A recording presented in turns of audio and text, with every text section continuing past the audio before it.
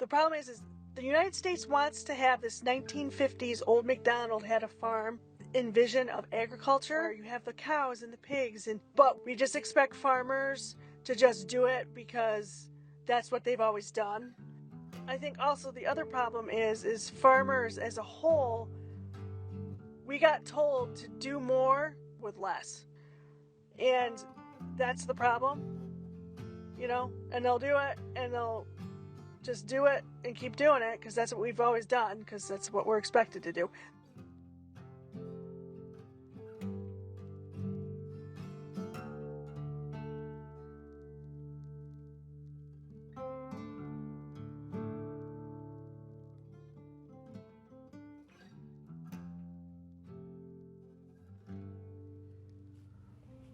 When you were operating a farm full-time, what were some of the day-to-day stressors you encountered? That's a long list, a very long list. The big one would probably be trying to make ends meet.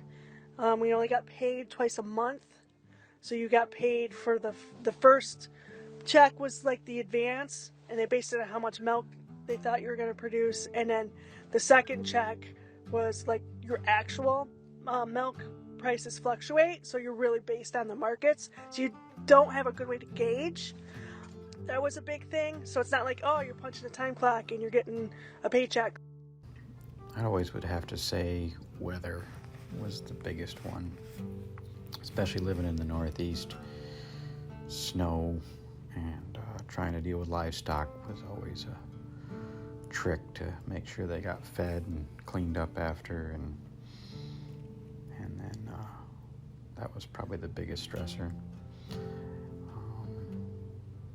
The day-to-day stressors was just, you know, what was going to break down, you know, if we had a major repair bill, if we had a major grain bill, that was a big one. You know, if we had like one of our best cows get sick, a high-producing cow, just keeping the herd healthy and hitting on the marks and not overspending and trying to produce quality milk so that we could get the premiums for milk quality and butter fat and protein, and making sure the animals are fed and taken care of properly so they would produce at their optimal ranges.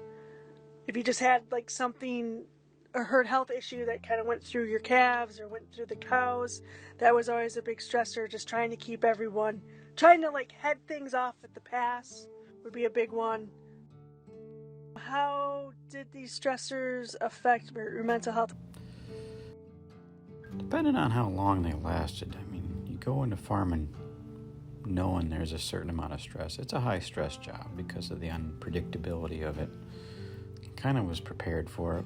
I just kind of assume all of my farmers or clients have been affected by stress. Their days, some days are so unpredictable, and then you tie in weather and machinery and finances and payments and prices, and you can tell, you know, certain days they're just riding high, you can tell, but then there are other days it looks like they're trying to carry the world on their back, and you can see it in their eyes and their face and their attitude. Most people are generally good people, and you can tell when all of a sudden they start change from someone who doesn't normally cuss to cussing to, you know, raise their voice. You can hear it in their voice and see it in their eyes that when they're at their peak and they've had enough. Well, obviously you're trying to keep it all together and trying to raise a family at the same time, and in our case we were trying to appease my parents, which was a big thing, was trying to have the older generation and the younger generation meeting the goals that we needed to meet so everyone could be profitable. But sometimes when rainy season would be long, or sickness going through the herd, or the numbers weren't adding up financially, they could wear on you and just make you tired or sick. And that's basically what would happen to me. The more stressed you are, the sicker I got. And then, of course, you couldn't take a day off, so it would just roll into the next, and you get sicker. And the isolation, it's very hard to get a night off on a farm. So having time off and everything is like hard, like wanting to go out and sort of see the outside world, so to speak. You kind of get sort of shut in because you don't have a choice. And then I see, my neighbors, a lot of them are drinkers, kind of a stereotypical way to deal with things, but a lot of them are drinkers. A lot of guys are drinking beer, driving in a tractor.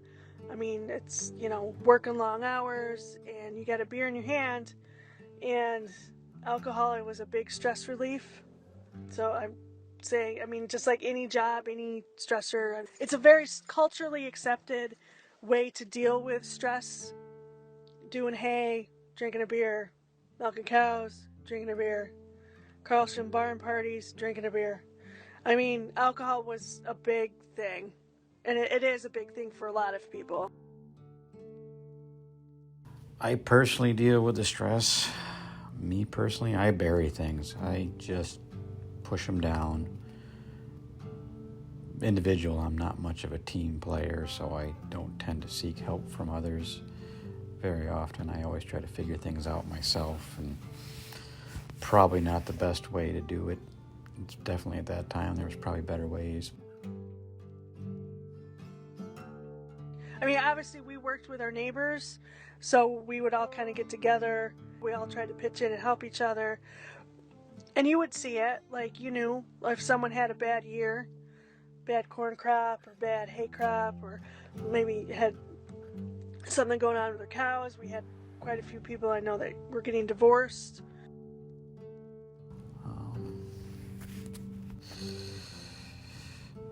Most of how I saw others deal with these stressors, I kind of mentioned the last one, was alcohol, isolation. A lot of us, farmers would just close up and not want to deal with anybody, get short-tempered, angry, or just make bad decisions that really didn't help your stressful situation.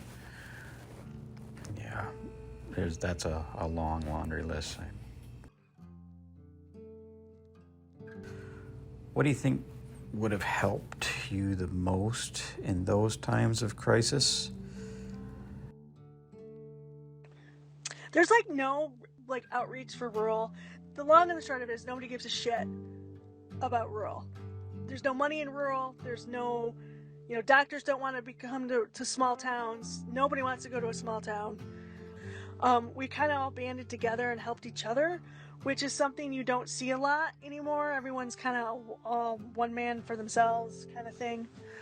And also I think the mentality of farmers is, you pick yourself up by your bootstraps. Just keep on keeping on, keep on charging on. Farmers try to close up. They're not very likely to reach out or ask for help. And they're very busy. It's your day is full, so it's hard to take time to have a mental health day or go speak to someone or take the time to someone. You have to have an outside source see what the problem is. And I almost think beat the farmer or the ag person over the head and shake them a little bit and help them. I've kind of definitely in my line of work now that I am in the customer support team, I've had to deal with situations where you can tell farmers are at the end of their rope and they just want to talk. I spent about 2 hours the other day talking to a customer and just listening to them. If you can get in there and listen by not the badge of we are a mental health coach, that you're just a regular guy, a company rep or something like that, and just talk to them and understand and listen to their story, I believe it helps a lot. Helps them unwind. Even if you don't even offer a solution, they just feel better after they've vented for a while. I've noticed that time and time again in my various ag support roles. They just want someone to talk to sometimes. I've sat in the machine and gone around the field and just talked about anything, and they really appreciate that. But you happen to be there working on the machine or dealing with something that's going on in their world, you're in it and you have that opportunity, and I do take that very seriously, understanding that, every one of the customers or farmers that I deal with, they've got a lot on their shoulders, and you just try to listen and understand and have some empathy, and it really helps.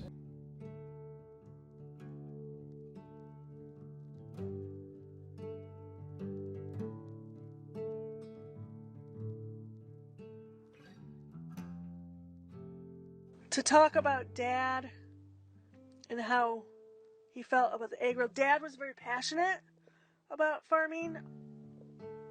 I wish I could be as eloquent as he was on how he worded things and his thought processes on stuff.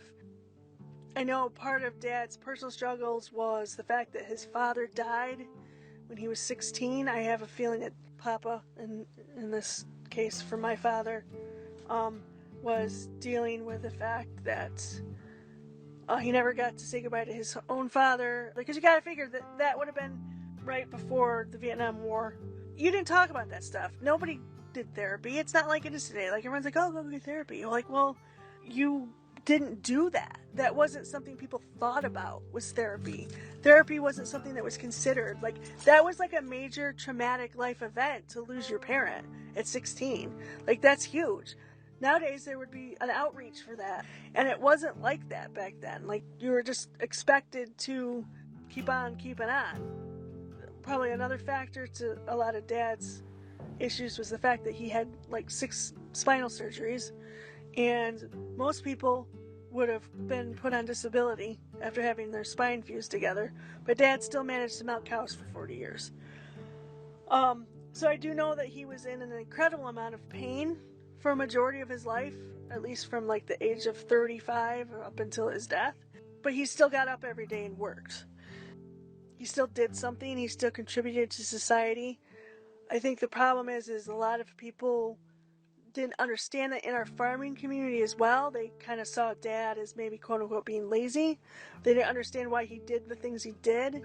A lot of it was because he had a physical limitation, and people couldn't understand why he didn't have newer tractors, or he didn't have newer milking equipment or whatnot. And a lot of it was because physically he knew he could do what he had to do with the equipment that he had. And that's what he could manage. He's very passionate. That was his lifelong dream, was to farm. And that's another thing that people don't talk about, is the fact that farming, it's your whole identity. Like, that was a big portion of my life. So to not have that anymore is like, I didn't even know who I was. And there's just that mentality that if the farm was to go under, it's also like a legacy. 4 generations that crapped out. Like, and you're the loser that caused the family farm to go under, and like that's what you're going to be remembered for. So there's a lot of mental pressure to succeed, and the world doesn't like losers. Let's get real. Nobody likes a loser, and nobody wants to be a loser.